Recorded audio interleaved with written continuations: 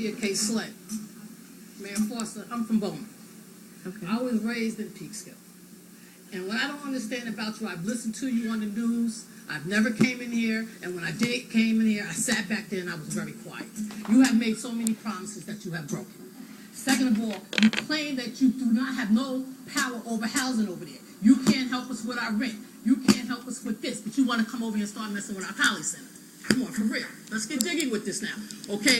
You sat there and made comments over and over and over again about what you cannot do. Why are you mayor? Second of all, let's get real. One of my best friends was taken out of here.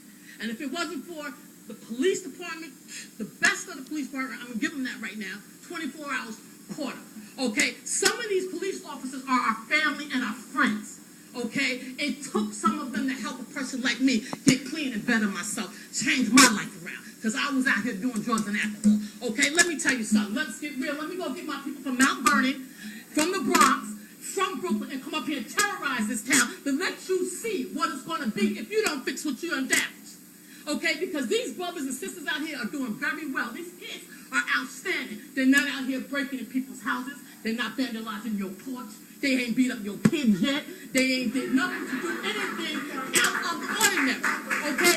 These police have enough. You know what I'm saying? They have enough to deal with worrying about their jobs now. Now they see how we feel when we have to worry about where we're going to live tomorrow, because you can't even go downstairs and talk to Section 8 about giving us an opportunity to get Section 8 to get out of that low budget housing over there. Okay? But you got a house, don't you? Check this out, baby. You need to overlook what you're doing, because you have power that you could do things better than you're doing. Okay? Y'all sit there and talk about the black people. But check this out. We're the ones that gave you your job. Okay? Didn't the rest of y'all sit up there and talk about this man can't do this, y'all can't do that, but now you want to take away the fire department. But check this out. Every time the fire alarm ring over there, even though there's no fire, they're right there. They are right there. Okay? And if you take them away, what happens if there's a real fire? There goes the building. Thank God your house ain't near mine. Okay? Come on, you really need to really think about what's going on. Because I got family in Mount Vernon. 3 of them got killed. Okay? And the police still haven't found them. Okay? And the sad part about it is that the college center keeps these kids out of trouble. You know what I'm saying? The little ones raised up, they working over there. If you want to do something, make some more opportunity for some of the community services to go over there and work over there. Don't take the little bit we have. You know what I'm saying? You're talking about kids? You've been to college center? Where's your son at? Where's your daughter? Bring them over there. Bring them over there. Because that crap you talking is unrealistic, because none of y'all over there have any kids that come to that college center, because I don't know them. My kids don't know them, because if they did, they would have got beat up by now. Okay? Because what you're doing is not fair. And you have to understand that anger and negativity comes from where the people place us at. We're not all born up ignorant and negative. It's people like you that put us in this position, because you take a little bit of pride in understanding that we are trying to give to our kids. And this right now is a very bad downfall. You know what I'm saying? If you want to lay off everybody, why don't you lay yourself off? You ain't doing nothing. You know what I'm saying? But to tell my son he can't go over there and play basketball, come on, be for real. What do we need some art for? Half of us can't draw. We really don't even really understand it. Keep that up to the multi-million niggas over in Hollywood. Because we ain't got that. You need to really think about what you're doing. You know what I'm saying? Because the kids here are our future. Okay? Right about now, if you take some of the police away, I'm going to ask you a question. I hope you don't take this defensive. Okay? When they start vandalizing, your rich people's neighborhoods, okay? Then who is going to come to your defense? Because I damn sure ain't coming. I ain't got nothing for you. And I don't think it'll be right for the police to come to your rescue. Because believe it or not, they have feelings too. They got to protect us and they got to protect you. But you want to talk about the budget.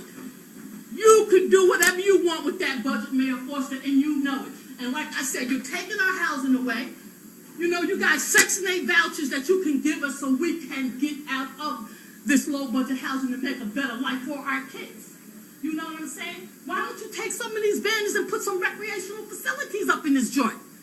You know what I'm saying? There are things that you can do to make a positive influence on Peekskill, because it is not as bad as it's going to get if you don't fix what you have created. And I'm telling you, Johansson's, you know who I am.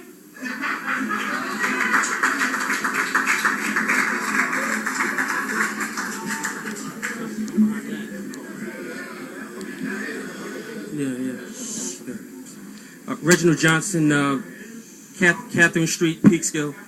I just wanted to first say that I support the police, fire, and all of our core employees who do a great job for the city.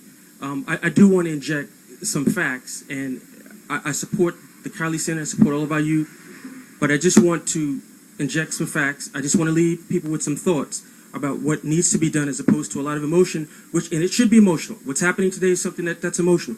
But I just want to inject some facts, and then you'll decide for yourself whether this is something that the council created, or whether this is something that the council has to confront and deal with, all of us together collectively.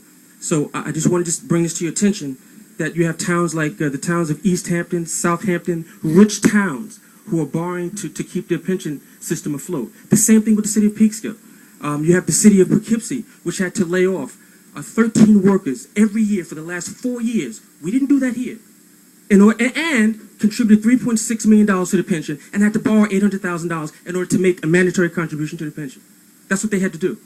It seems like I'm being very technical here, but this is a lot more than just being emotional. I know on the emotional end you're seeing stuff being cut, and you don't want that. You just want to correct it. And I just want to say to you, as a homeowner, I have a vested interest. I have 3 kids in the school, and I'm a property tax owner. If you tell me the alternative to not laying anybody off is to raise property taxes 10%, you're out of here. And most homeowners will tell you you're out of here. So I want to hear alternatives.